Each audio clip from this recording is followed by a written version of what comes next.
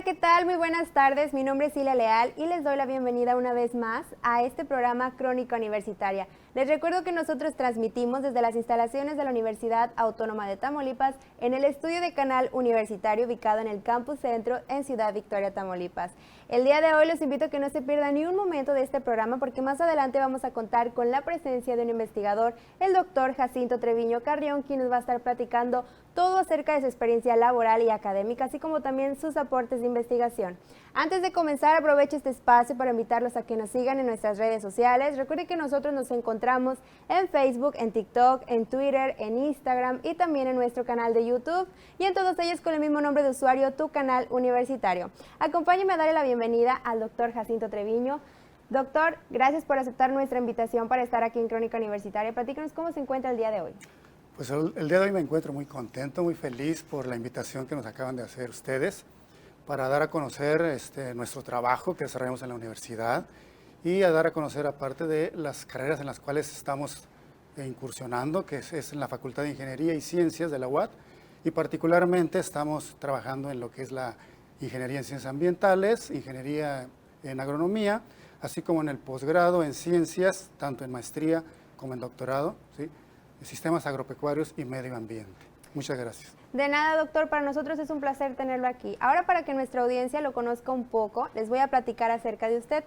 El doctor Jacinto Treviño Carrión es biólogo egresado del Tecnológico Nacional de México. Cuenta con un doctorado en Ciencias y Recursos Bióticos cursado en la Universidad Autónoma de Querétaro. Es investigador y profesor de tiempo completo en la Facultad de Ingeniería y Ciencias de nuestra máxima casa de estudios. Sus investigaciones se enfocan principalmente en ecología, conservación y manejo. El doctor Treviño ha sido partícipe de múltiples concursos de carácter científico en los que resalta, primer lugar, premio universitario, tesis de calidad maestría y tercer lugar en la exposición de carteles sobre avances de investigación. Cuenta con 17 artículos, un capítulo de libro y ha participado en 28 proyectos de investigación. Además, es director de 6 tesis de licenciatura, 8 de maestría y 4 de doctorado. Con esta presentación, doctor, vamos a dar inicio a esta entrevista de Crónica Universitaria. Y para comenzar, nos gustaría saber acerca de su trabajo en la universidad. Platíquenos qué materias imparte en la FIC, en la Facultad de Ingeniería y Ciencias. Muy bien. Bueno, actualmente estoy impartiendo las materias enfocadas con botánica, que es mi línea fuerte de investigación.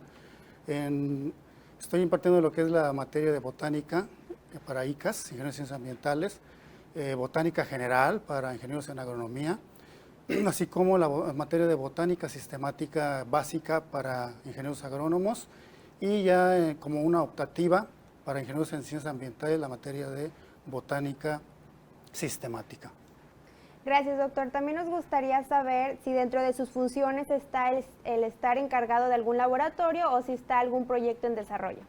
Actualmente pues no estamos encargados de ningún laboratorio, pero estamos desarrollando ahorita una línea de investigación muy importante que está enfocado a lo que es los estudios de germinación de semillas, particularmente de plantas nativas, así como su desarrollo y crecimiento para posteriormente recuperar todas esas áreas naturales que están siendo fuertemente impactadas, particularmente por los incendios en nuestra Sierra Madre Oriental en Tamaulipas.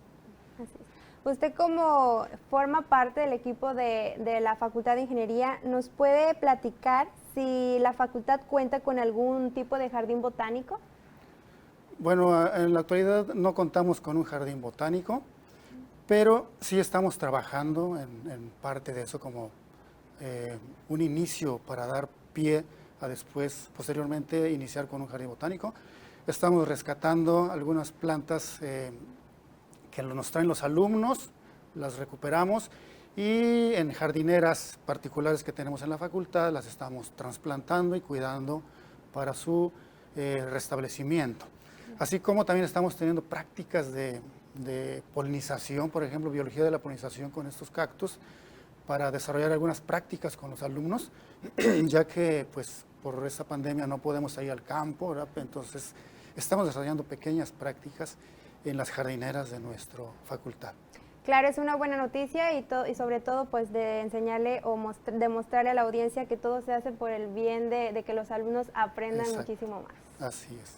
De acuerdo con su artículo Distribución y condiciones ecogeográficas del bosque relicto de Abies en zonas montañosas de Tamaulipas, antes que nada, doctor, ¿nos pudiera platicarnos a qué se refiere con bosque relicto? Muy bien. Bosques relictos. Me gustaría un poco explicar Claro. a qué nos referimos un bosque, ¿no? Por favor. Cuando hablamos de bosque, estamos hablando ya de tipos de biomas de nuestro planeta, ¿no? Y Tamaulipas, bueno, tiene una gran cantidad de biomas, entre los que se encuentran los bosques, ¿sí? Estos tipos de biomas están caracterizados porque dominan árboles, ¿sí? Pero podemos encontrar también biomas dominados por árboles, pero en zonas tropicales. Entonces, desde el punto de vista fisonómico, por dominio de árboles, tenemos dos tipos de comunidades vegetales dominadas por árboles. Tenemos los que son las selvas, que están en regiones tropicales, en donde nunca cae una helada, por lo tanto los árboles no están sometidos a bajas temperaturas. Y tenemos los bosques, en donde dominan árboles que sí están sometidos a bajas temperaturas por bajo cero, ¿no? Entonces, estos generalmente están en la zona montañosa. Cuando hablamos de relicto, nos estamos enfocando en el estudio ya de tipos de vegetación dominados por árboles, pero que ya solamente quedan pequeños manchones, ¿sí? Estos tipos de bosques de los que estamos hablando en este artículo, pues son bosques dominados por un género de árboles que es el género Abies. Bueno, Pseudotsuga también lo encontramos, ¿sí? Que estos tipos de árboles actualmente dominan ampliamente lo que es la parte norte de Estados Unidos y Canadá, ¿sí? Pero debido a que las mismas condiciones ecológicas que se encuentran en esos sitios, las tenemos en México, pero solamente en altitudes superiores a los 3,000 metros sobre el nivel del mar, ¿sí? Entonces, estos les llamamos bosques relictos porque son ya pequeñas muestras de lo que hubo en algún tiempo pasado, particularmente en la última glaciación, cuando estos bosques bajaron del norte y cubrieron grandes extensiones, incluso de Centroamérica. Pero cuando se regresa el glaciar, que se regresa la vegetación también con ellos, muchos de estos bosques se confunden, entre comillas, ¿no? Y en lugar de migrar hacia el hemisferio norte, se van hacia los picos montañosos, tratando de encontrar las mismas condiciones ecológicas. Pero llega un momento en el que se les termina la montaña y entonces tienen que desarrollar estrategias adaptativas para no extinguirse. Claro. Y es ahí donde quedan solamente en los picos montañosos superiores a 3,000 metros, donde quedan, les llamamos bosques relictos de estos bosques del norte. Dentro de esta respuesta mencionó los tipos de árboles Abies. ¿Cuáles fueron las condiciones ecogeográficas en las que se encontraron ese tipo de árboles aquí en este artículo? Muy bien, como ya le mencioné, solamente se encuentran en sitios superiores a 3,000 metros sobre el nivel del mar. Entonces, en Miquihuana tenemos 4 picos que rebasan los 3,100 metros y es ahí en donde encontramos esas pequeñas poblaciones de estos bosques. Sin embargo, ahí las condiciones que usted menciona, ¿verdad?, las ecológicas, pues una de ellas es que casi todo el año presentan heladas, ¿no? Casi que lo que es solo primavera y parte de primavera y verano, pues la temperatura pues no baja bajo cero, pero la mayor, saliéndonos de ese tiempo, todos los días puede helar en estos sitios. Incluso, no sé si han escuchado, la caída de nieve cada año, bueno, particularmente en esos sitios es en donde casi cada año, 1 o 2 veces, cae nieve, ¿no? Entonces esas son las condiciones en las que se encuentran estos bosques.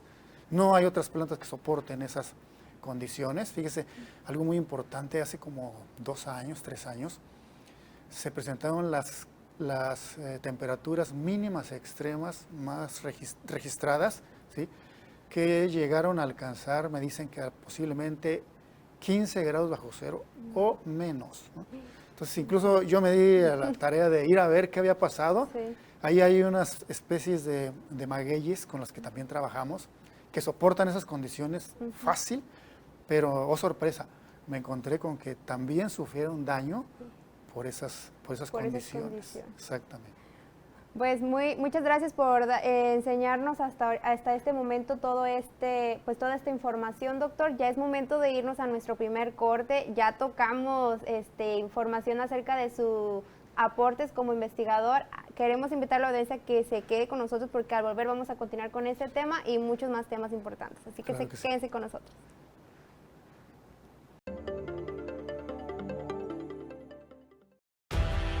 ¿Sabías que Estados Unidos celebra el 5 de mayo como el Día de la Cultura Mexicana? Esto debido a que los extranjeros tienen la creencia errónea de que la Batalla de Puebla conmemora la independencia de México y muy pocos conocen su importancia histórica.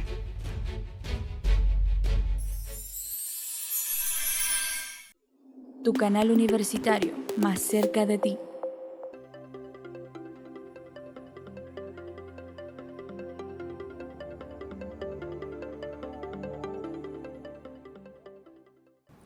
Ya estamos regresando de nuestro primer corte a Crónica Universitaria y les recuerdo que seguimos en entrevista con el doctor Jacinto Treviño Carrión. Doctor, antes de continuar con sus investigaciones, ¿puede mencionarnos con qué tipos de vegetación de nuestro estado ha trabajado y cuál es su importancia? Sí, claro que sí. Bueno, mi formación es particularmente en vegetación de zonas áridas y semiáridas, ¿no? Entonces, en particular he trabajado con todos los tipos de matorrales, jerófilos se les llama, porque están en zonas áridas y semiáridas, de Tamaulipas y, bueno, parte de los desiertos, el chihuahuense que va desde Baja California hasta Querétaro, Hidalgo, parte del desierto de que se encuentra en la Reserva de la Biosfera de Tehuacán, Cuicatlán, en Puebla y Oaxaca. Ahora sí vamos a entrar a otro de sus artículos titulado Cambios estructurales de la vegetación y su asociación con el microclima en un gradiente sucesivo de bosque bajo espinoso en el noreste de México. ¿Podría platicarnos por qué microclima en este título? Claro que sí, ese es otro significado muy interesante que se utiliza mucho en ecología y viene de micro, que es pequeño, y bueno, clima, pues de las condiciones climáticas que imperan en un sitio en particular, pero muy pequeño, ¿sí? Entonces, en ese trabajo en particular se trabajó con varios tipos de etapas sucesionales en donde han sufrido disturbios en diferentes tiempos que van desde 30, 20, 10, 15 y en la actualidad. Entonces estudiaron las condiciones microclimáticas que imperan en cada uno de estos sitios y se observó cuáles son el cambio de especies que se da, ¿sí?, a nivel de cada uno de estos disturbios que se presentan. Doctor, usted como experto en el tema, ¿pudiera platicarnos a nosotros y a la audiencia cuáles son los tipos de plantas con las que cuenta un bosque espinoso? Un bosque espinoso, como ya mencionamos anteriormente, ¿verdad?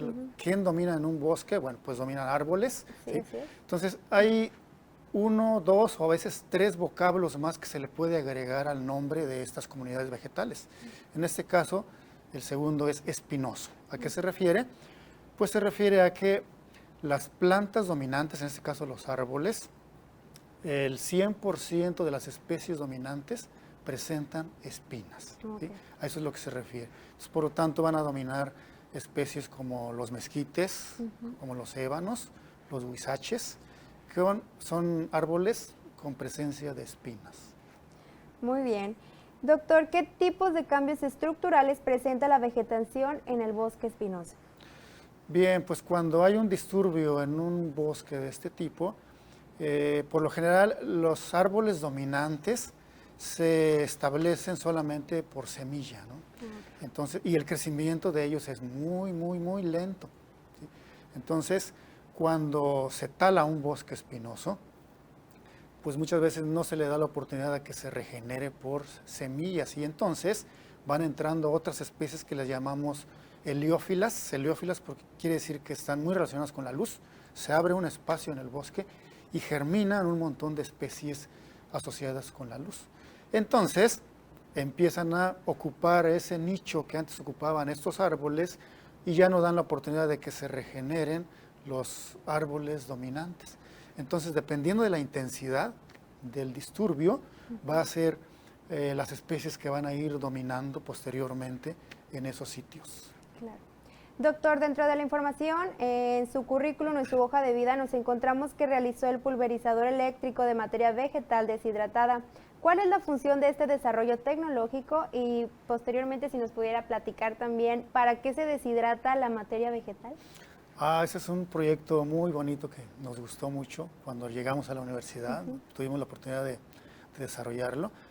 Y bueno, pues fue ese prototipo, ¿sí? Fue desarrollado para apoyar a un grupo de mujeres, 9 mujeres que forman una microempresa rural de un ejido que se encuentra en Tula, Tamaulipas, ¿no?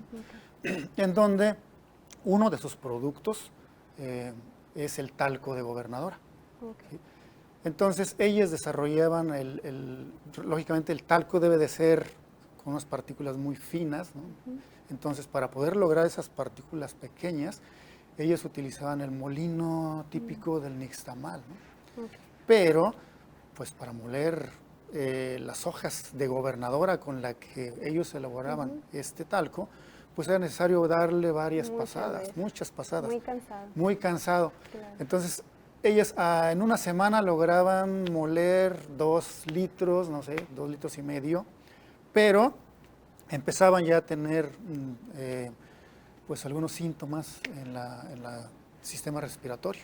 Okay. Entonces, este proyecto, una de las cosas con la que se elaboró este proyecto fue desarrollar un prototipo que les facilitara su trabajo, pero que también les redujera el tiempo de producción.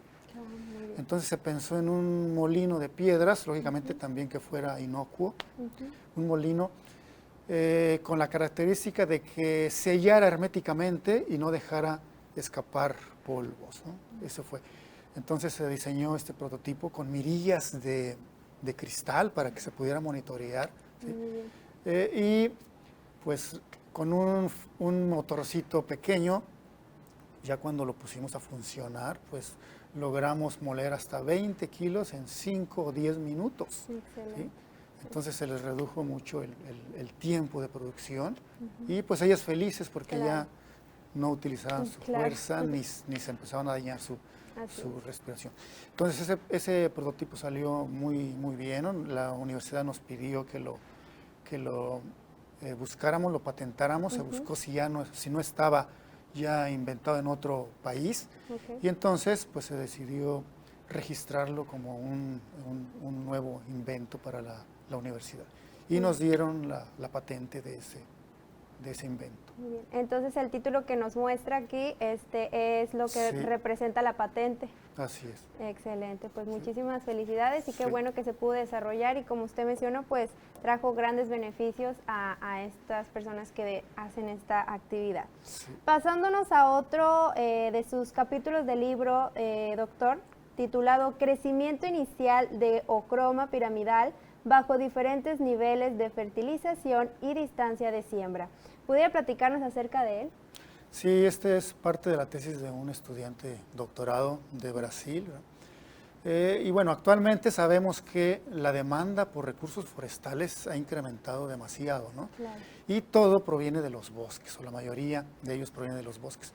Entonces, una de las estrategias que se están desarrollando hoy es pues desarrollar plantaciones forestales comerciales con árboles de rápido crecimiento. Se está buscando que sean nativos y esta especie en particular, es una madera que crece, un árbol que crece muy rápidamente. Se han registrado crecimientos en un año hasta de 5 metros, a los 2 años puede alcanzar hasta los 11 metros y a los 6 años alcanzar ya su tamaño normal, ¿sí? Que puede llegar hasta los 22 metros, ¿no? Es un árbol de muy rápido crecimiento que se distribuye desde el sur de México, es totalmente tropical, desde el sur de México hasta parte de Sudamérica. Entonces, pues sabemos que Brasil es uno de los países que mucha demanda. Tenemos ahí el pulmón de América, que está sufriendo muchos impactos por la deforestación.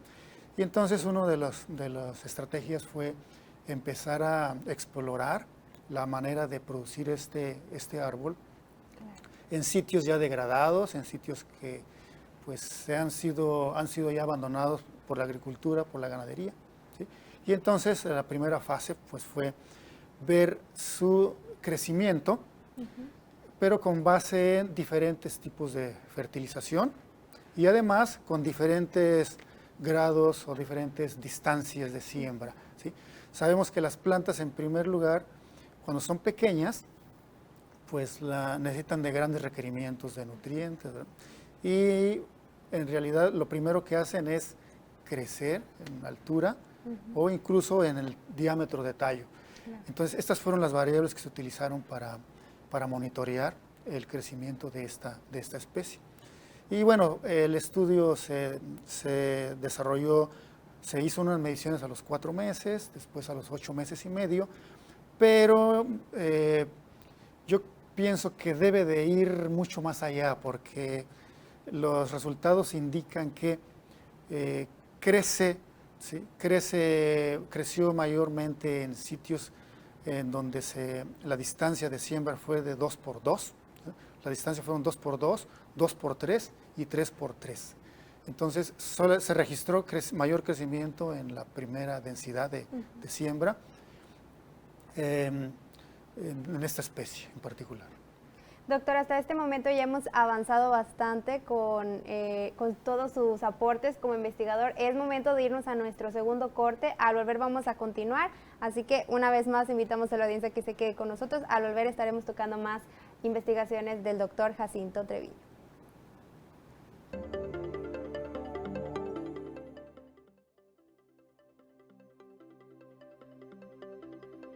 ¿Sabías que el 1 de mayo se conmemora el Día Internacional de los Trabajadores? Es un homenaje a todos los mártires de Chicago, debido a que los trabajadores de la industria laboraban de 12 a 14 horas al día. El 1 de mayo de 1886, cerca de 80,000 empleados de la industria en Chicago convocaron una huelga que muy pronto se convirtió en una huelga nacional, con la finalidad de luchar por mejores condiciones, pidiendo 8 horas para el trabajo, 8 horas para el sueño y 8 horas para la casa. Durante la manifestación, la policía cargó contra los manifestantes y tras los disturbios, muchas personas resultaron heridas y otras muertas. ¿Sabías que el ojo humano tiene una resolución de 576 megapíxeles debido a que tiene alrededor de 6 millones de células sensibles a la luz en cada retina y de 90 a 126 millones de bastones, los cuales son responsables de la visión de baja luminosidad? En la actualidad no se cuenta con un dispositivo con esta resolución y aunque existiera no se tendría la misma imagen y nitidez.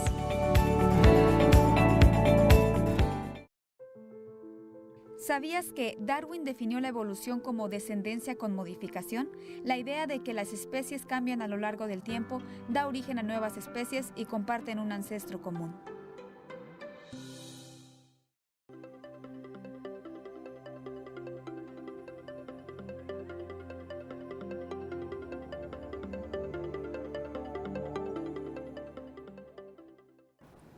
Ya estamos regresando una vez más a Crónica Universitaria. Doctor, vamos a continuar con esta entrevista. En cuanto a los sitios permanentes de calibración de la biodiversidad, ¿para qué es útil este estudio? Mire, es un proyecto que ahorita está en proceso de firmas de convenio con la CONABIO, Comisión Nacional de Uso de la Biodiversidad. Va a arrancar yo creo que ya en un mes máximo, ¿sí? Y bueno, este proyecto está enfocado a monitorear la fauna silvestre, particularmente de las selvas, ¿sí?, bajas caducifolias de Tamaulipas, en particular de la Sierra de Tamaulipas, ¿sí?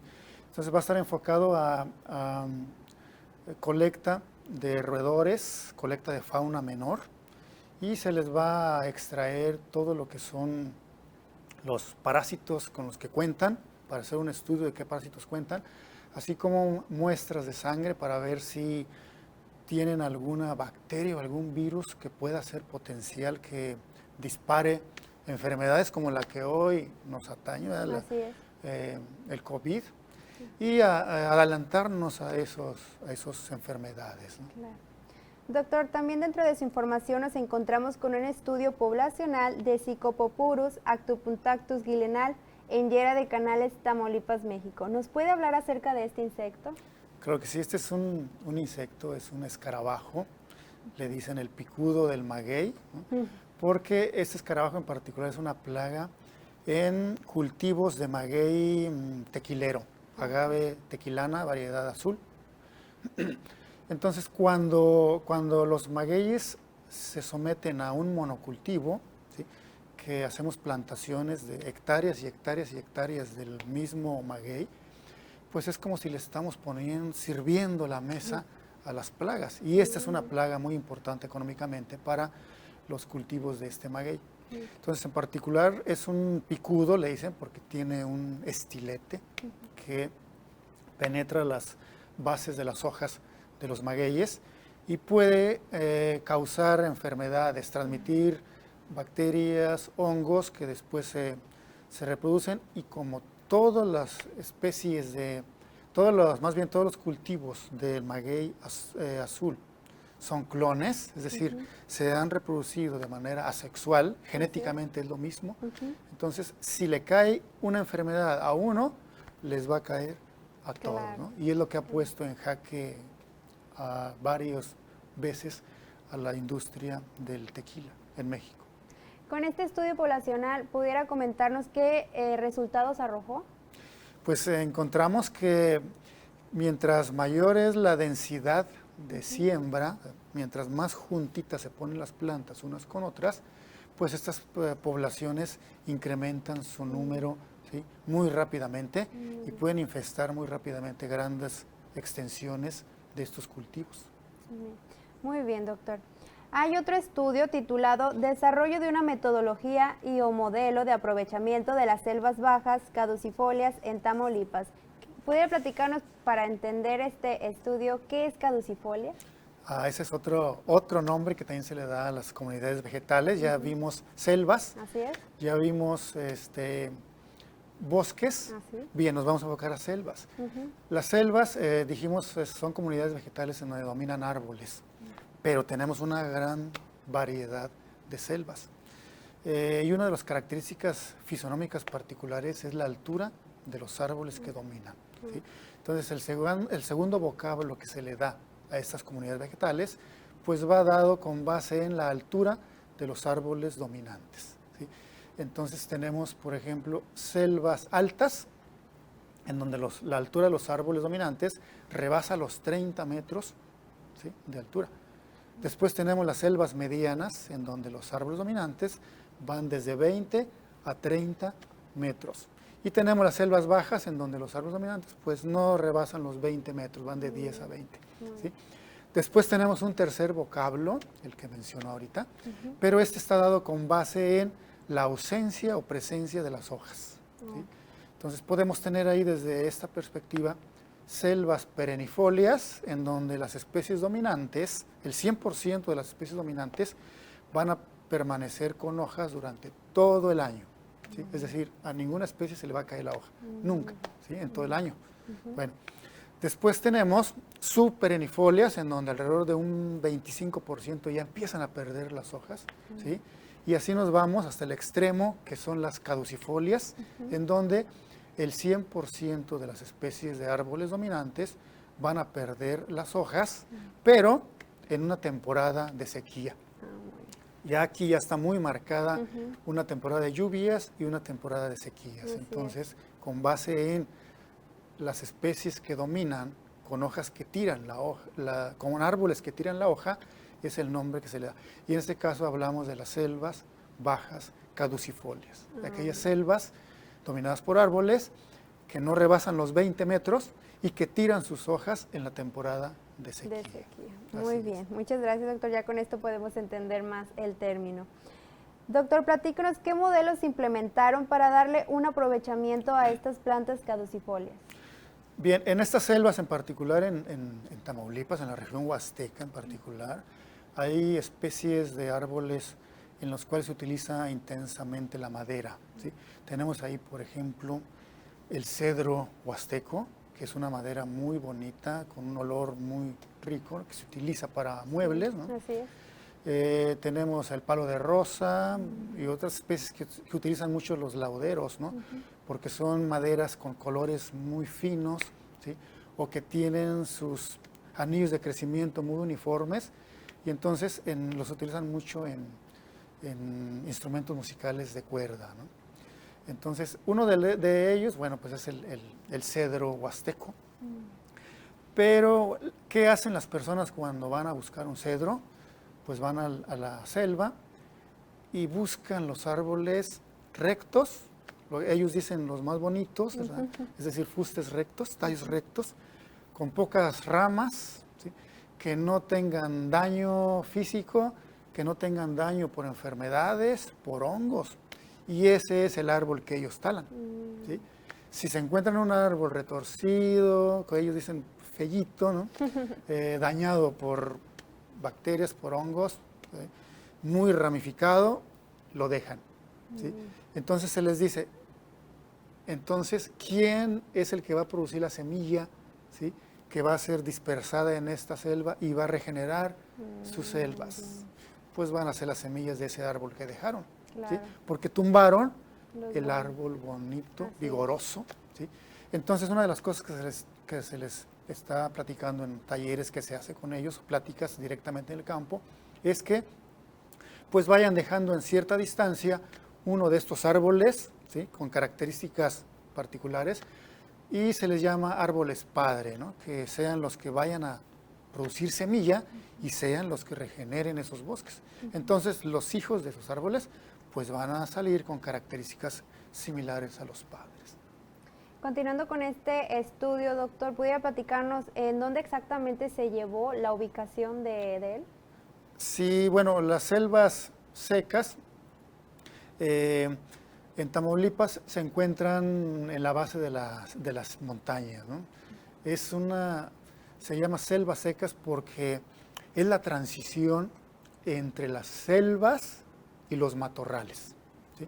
Muchas veces en estas selvas tenemos elementos, plantas de los matorrales que entran dentro como parte de la estructura florística de estas selvas. Entonces, generalmente van a estar en zonas en donde dominan, en una zona de transición entre las selvas subcaducifolias, ¿sí? Con los matorrales xerófilos. Hace un momento nos mencionó un poco algunos de esos ejemplos, como fue que nos platicó brevemente del cedro, pero ¿únicamente son esos los tipos de árboles que se encuentran en esas zonas o nos pudiera platicar otro tipo de población que se encuentra ahí? Sí, hay muchos árboles como el palo de rosa, que también se utiliza, el palo escrito, hay especies también que crecen en la orilla de los ríos, ¿sí? Que bueno, son muy utilizados. Otros son como ornamental por sus flores tan bonitas que producen, ¿sí? Doctor, ya casi estamos por finalizar este programa. Quisiera pedirle o preguntarle si tiene alguna información que proporcionar por ahí importante o simplemente contarnos acerca de algún proyecto que esté llevando a cabo o simplemente pues platicarle a aquellos que estén interesados en su línea de investigación, pues alentarlos a que se animen pues a formar parte de la facultad. Claro que sí. Pues primero agradecer ampliamente el espacio que nos dieron para dar a conocer nuestras investigaciones. Recuerden que estamos en la Facultad de Ingeniería y Ciencias y particularmente en las carreras que son Ingeniería en Ciencias Ambientales y en Ingeniero Agrónomo, ¿sí? Así como en el posgrado en Ciencias, tanto en maestría como en doctorado, enfocado a maestría en Ciencias, Sistemas Agropecuarios y Medio Ambiente. Y bueno, invitarlos a que vengan a formar parte de estas carreras, que son muy bonitas, se van a enamorar de ellas cuando entren, ¿sí? Y pues agradecer ampliamente la invitación. De nada, doctor, muchas gracias por la invitación y ojalá que aquellos que estén ahí viendo en casita y que estaban muy interesados en el tema, pues se animen a formar parte de la facultad. Muchísimas gracias, doctor, por aceptar nuestra invitación y compartir este conocimiento con nosotros y con la audiencia. Tiene las puertas abiertas para volver aquí a Crónica Universitaria a platicarnos de sus futuras investigaciones. Creo que sí, muchas gracias. También aprovechamos antes de finalizar el programa agradecerle a todo nuestro público que se quedó hasta este momento, deseándole que siga teniendo una excelente tarde.